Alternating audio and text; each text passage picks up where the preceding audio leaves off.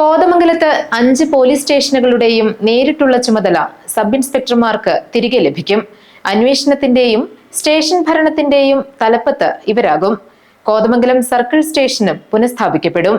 കേരള പോലീസിൽ ഭരണ സംവിധാനത്തിൽ നടപ്പാക്കുന്ന മാറ്റമാണ് കാരണം.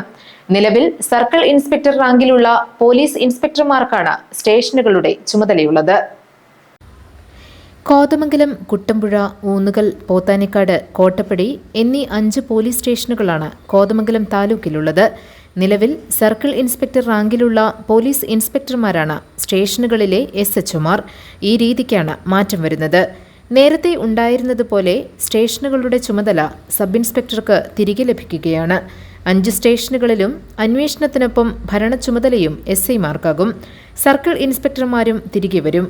കോതമംഗലം സർക്കിൾ ഇൻസ്പെക്ടറുടെ കീഴിലാകും കോതമംഗലം, കുട്ടമ്പുഴ, ഊന്നുകൽ സ്റ്റേഷനുകളും കോതമംഗലത്തെ ട്രാഫിക് സ്റ്റേഷനും.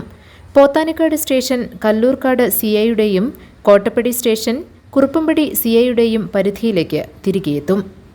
GTV news, Kothamangalam.